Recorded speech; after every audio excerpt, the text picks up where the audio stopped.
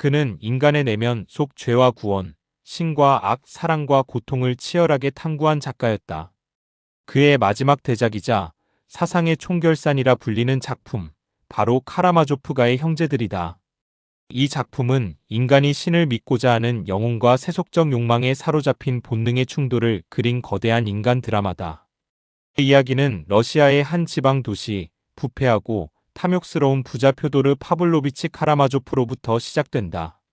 그는 돈과 쾌락에 눈이 먼 방탕한 인간으로 세 아들에게마저 아버지로서의 책임을 다하지 못했다. 그의 세 아들 이반, 드미트리 그리고 알료샤. 그들은 각기 다른 길을 걷는 인간의 새 얼굴처럼 등장한다. 첫째 드미트리는 혈기와 욕정의 인간이다. 그는 돈과 사랑, 명예 앞에서 늘 감정에 휩쓸린다. 그러나 그 격정 속에는 순수한 인간적 고뇌가 숨어 있다. 둘째 이반은 이성의 인간이다. 그는 신의 존재를 부정하며 인간의 도덕이 신 없이도 가능하다고 믿는다. 하지만 그 냉철한 이성은 결국 그를 고독과 광기로 몰아넣는다. 그리고 막내 알료샤. 그는 신앙과 사랑으로 세상을 보려는 순수한 영혼이다.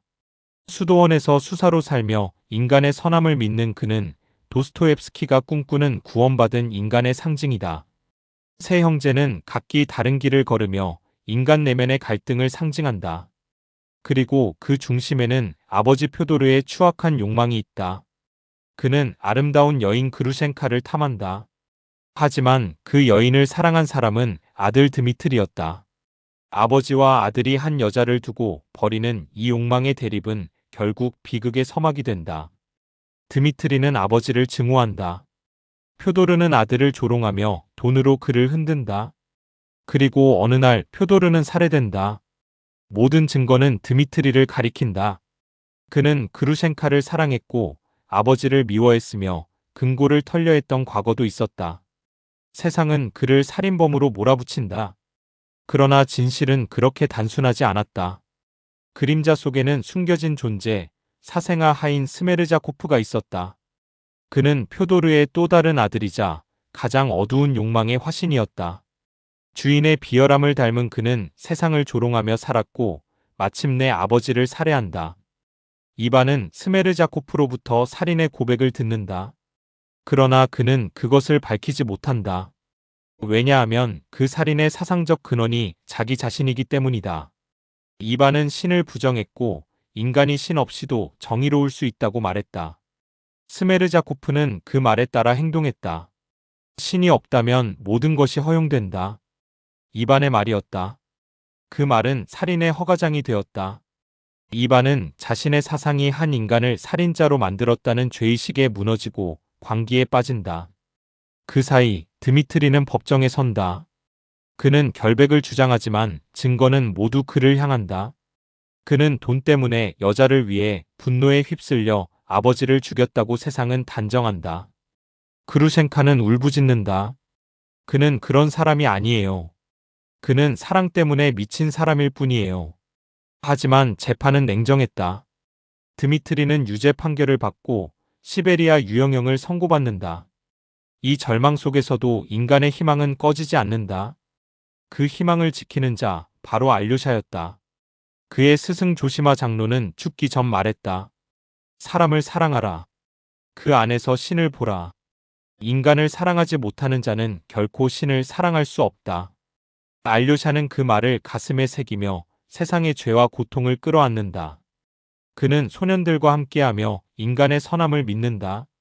우리가 함께 있으면 세상은 아직 선하다고 믿을 수 있어. 이반은 광기에 빠져 쓰러지고 스메르자코프는 죄책감에 자살한다. 드미트리는 감옥에서 그루셴카와 함께 도피를 꿈꾸며 인간의 구원을 믿기 시작한다. 그리고 알료샤는 신앙과 사랑으로 이 어둠의 세상을 비춘다. 도스토옙스키는 이 작품을 통해 인간의 죄와 구원, 신의 존재와 자유의지를 이야기한다.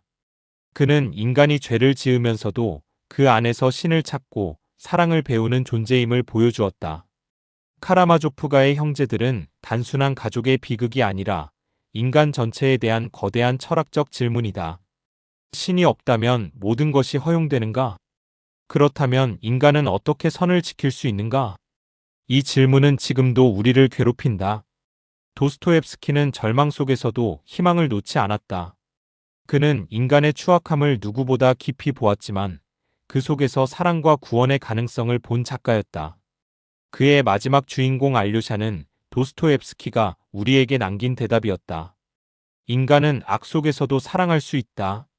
그리고 그 사랑 안에서 신을 만날 수 있다. 카라마조프가의 형제들은 그 믿음의 기록이다. 세 아들의 길을 통해 도스토옙스키는 인간이 고통 속에서도 신을 만나고 사랑 속에서 구원을 찾는 여정을 보여준다. 그의 이야기는 19세기 러시아의 어둠 속에서 쓰였지만 그 울림은 시대를 넘어 지금 우리에게까지 닿는다. 사랑과 증오, 신앙과 회의, 이성과 본능. 그 모든 것이 한 인간의 내면에서 싸우는 한편의 인간 서사. 카라마조프가의 형제들은 묻는다. 당신은 어떤 형제입니까? 드미트리처럼 뜨겁게, 이반처럼 차갑게, 혹은 알료샤처럼 사랑으로 세상을 품고 있는가? 도스토옙스키는 말한다. 우리 모두의 안에는 이 세 형제가 함께 산다고. 그리고 그 싸움의 끝에서 인간은 결국 사랑으로 돌아가야 한다고. 그의 마지막 메시지처럼 사람을 사랑하라. 모든 것을 용서하라. 그 안에서 신이 있다.